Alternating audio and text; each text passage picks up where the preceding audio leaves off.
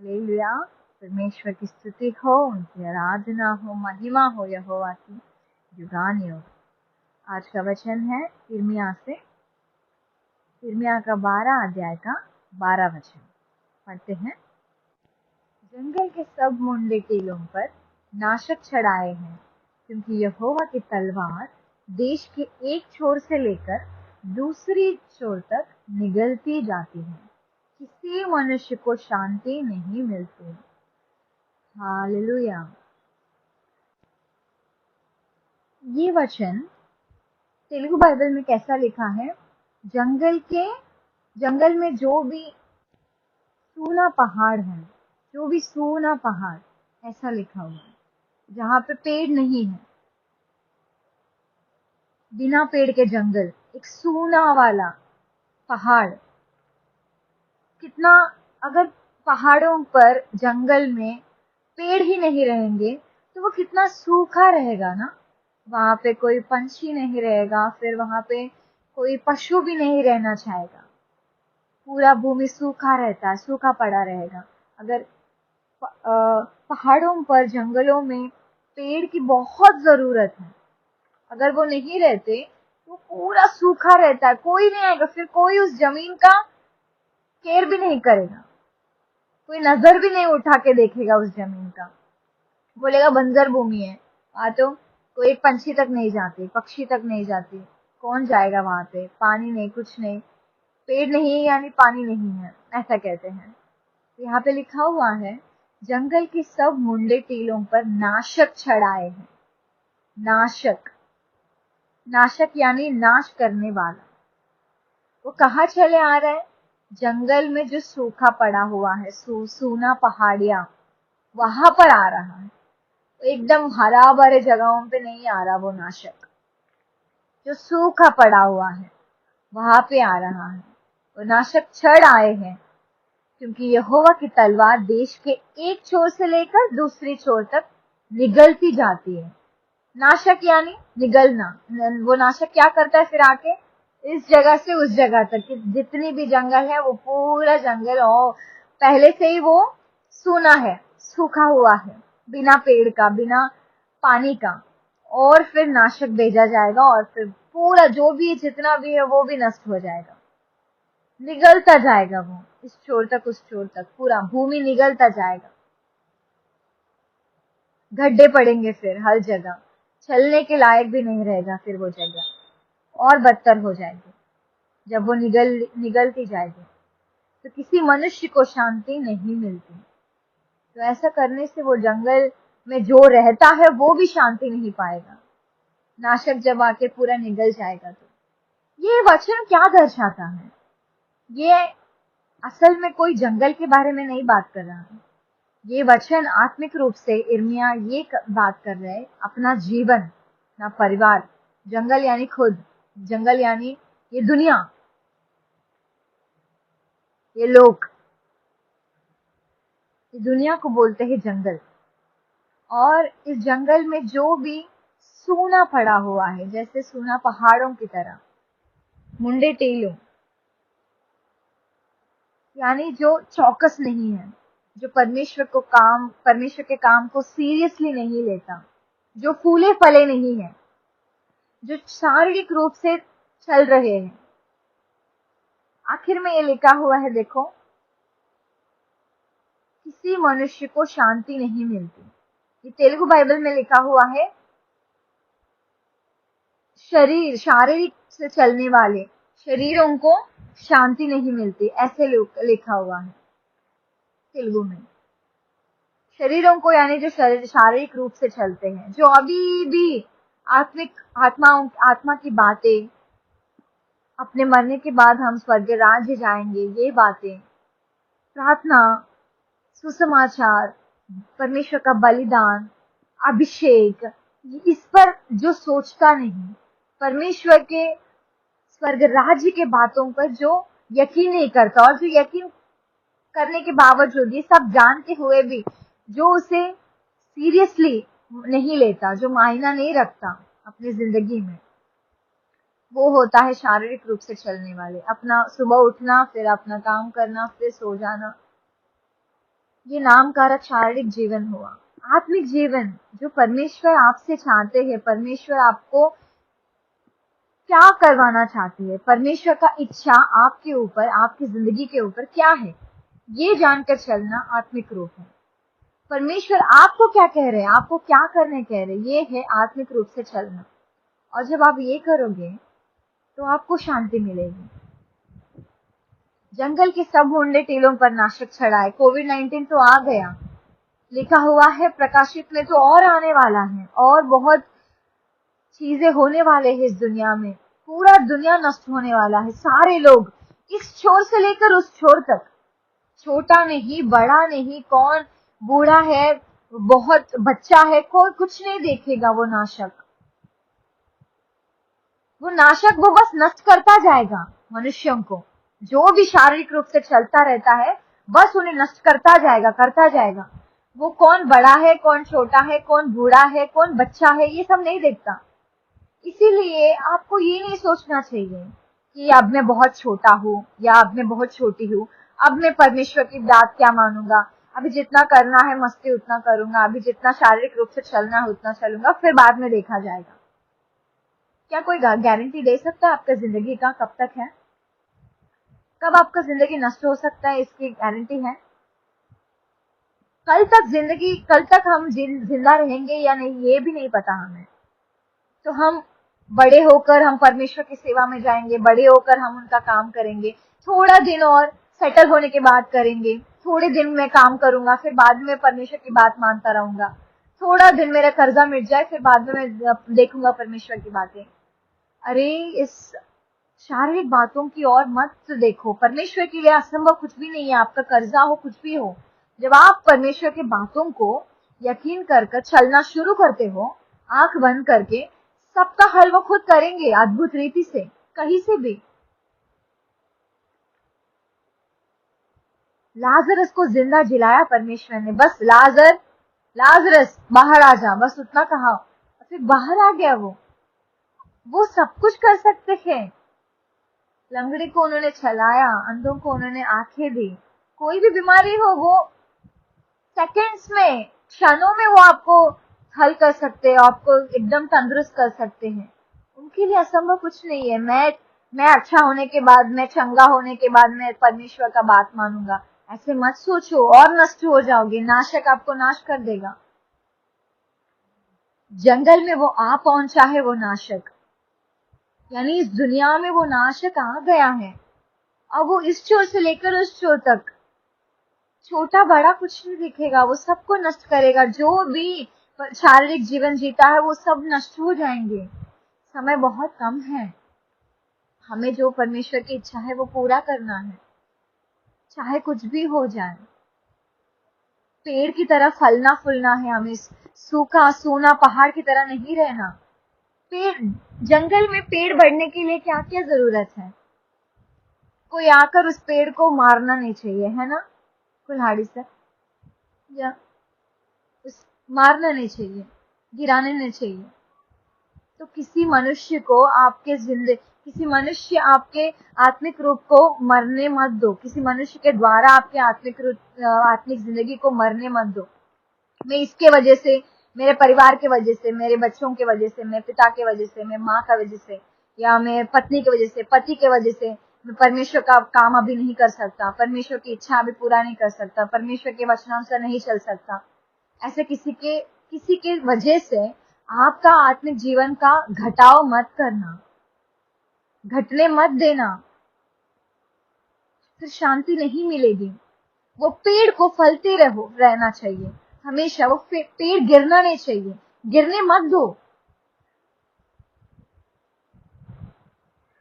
जब वो मनुष्य आकर वो पेड़ को जब गिराता है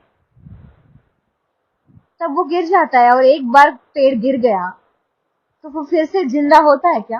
वापस जिंदा हो सकता है? बीच में से अगर पेड़ को काट लिया, किसी ने काट दिया, तो वापस जिंदा हो सकता है वो पेड़?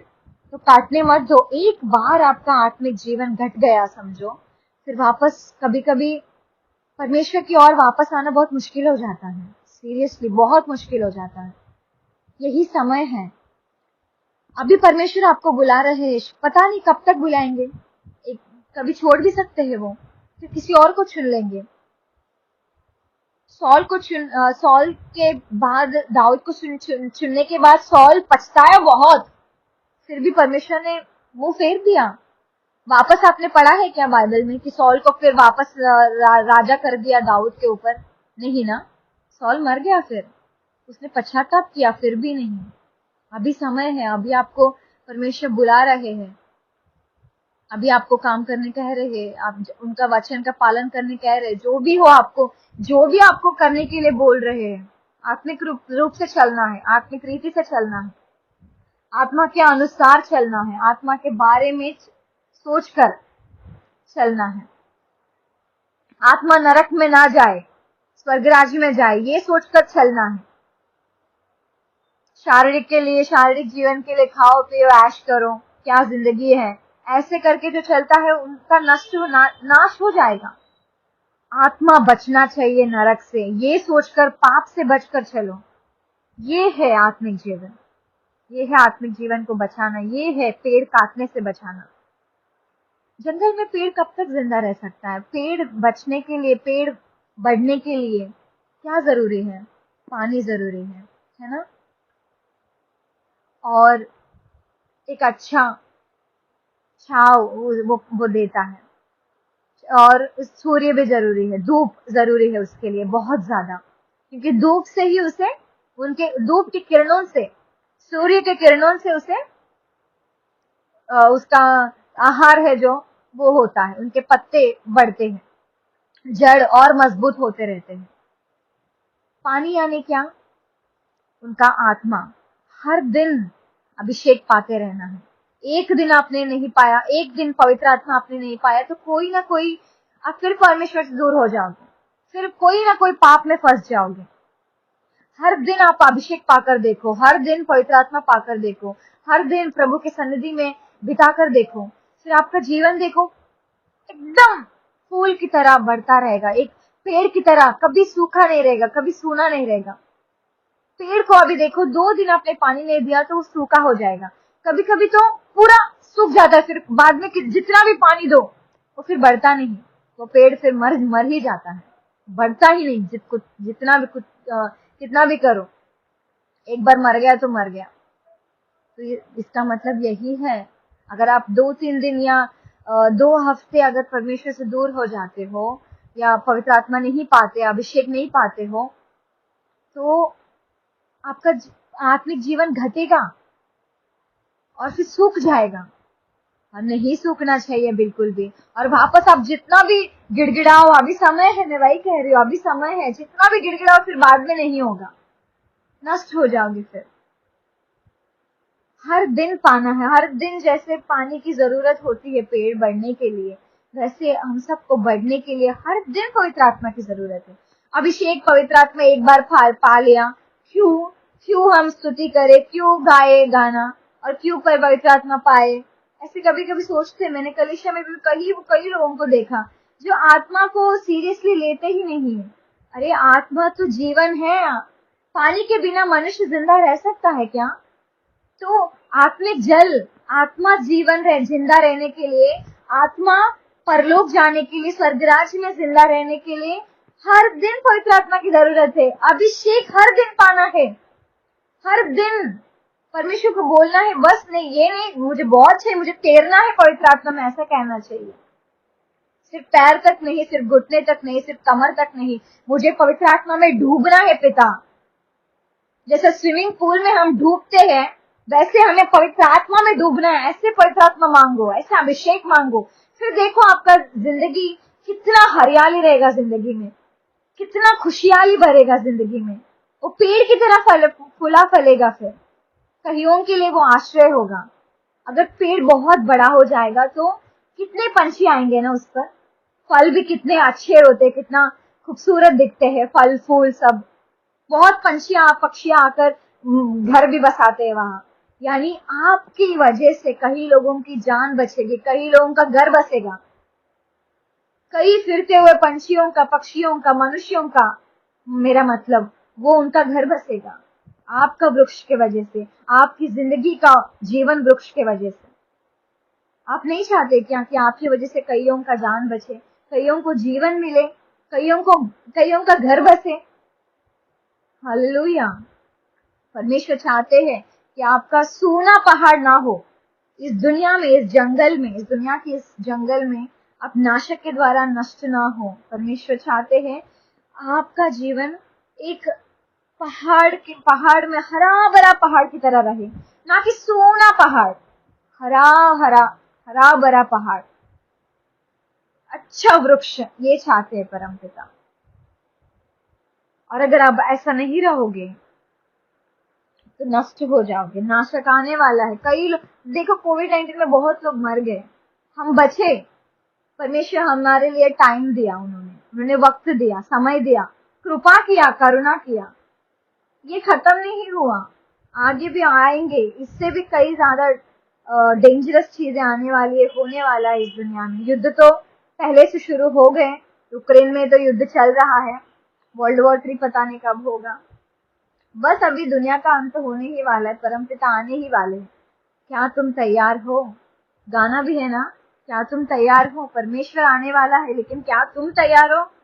ये खुद को पूछो आप। आपका आत्मा तैयार होना चाहिए। आप हरा भरा नहीं रहोगे उस समय पे, जब परमेश्वर आएंगे, जब यीशु मसीह आएंगे, आप हरा भरा नहीं दिखोगे, आप सूखा हुआ दिखोगे बिना पवित्र आत्मा के चाल चलन से। और शारीरिक रूप से अगर चलोगे तो सूखा हुआ दिखोगे, और सूखा हुआ को नाशक नष्ट करेंगे। पर पवित्र आत्मा लेके नहीं जाएगा आपको, नरक में जाओगे फिर आप। इतना पवित्र यीशु मसीह को मानकर, इतना पवित्र आत्मा पाकर, इतना अन्य भाषा पाकर, वरदान पाकर, क्या हम नरक जाने के लिए सब किया कर रहे हैं? तो हरा भरा रहो। पेड़ बड़ा है, अच्छा है, लेकिन पेड़ हमेशा हरा भरा रहने के लिए पानी चाहिए, सूर्य की किरणें चाहिए, यानी परमेश्वर की कृपा, परमेश्वर का महिमा हम पर उंडेलना चाहिए। सूर्य की किरण यानी परमेश्वर खुद एक ज्योति है, परमेश्वर खुद एक सूर्य है, उनका चमक हम पर गिरना चाहिए हमेशा। यानी हम, और वो चमक से क्या करते हैं, वो सूर्य किरणों से वो पेड़ क्या करता है, खाना तैयार करता है और उनका पत्ता फूलते हैं।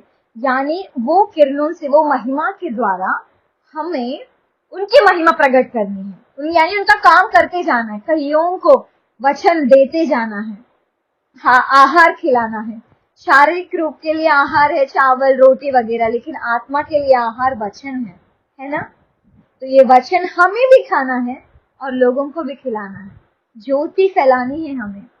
और उनका सूर्य की किरणें हर दिन जरूरत है, हर दिन वचन सुनना जरूरी है, हर दिन वचनानुसार चलना जरूरी है। ठीक है, कल एशिया में सुन लिया, शुक्रवार को सुन लिया, रविवार को सुन लिया ना, हर दिन वचन क्यों सुनाया जा रहा है? टाइम पास के लिए नहीं, ये भोजन है, ये आत्मिक भोजन है।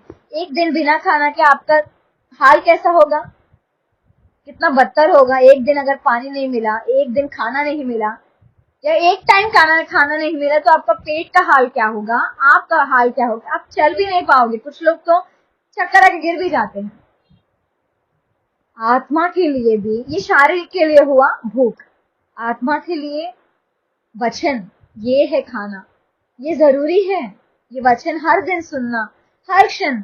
जैसे आप सारे शरीर को खाना खिलाते हो, वैसे वचन खिलाओ, वचन सुनो, वचन के अनुसार चलो, तभी वो आहार तैयार होगा आपके आत्मा में। जब चलोगे, सिर्फ सुनने से सिर्फ किरण आपके ऊपर आएंगे, लेकिन आपको तैयार करना है आहार, और आपको फल भी तैयार करने हैं। उस आहार से वो वृक्ष क्या करते हैं, फूलते हैं, फल तैयार करते हैं।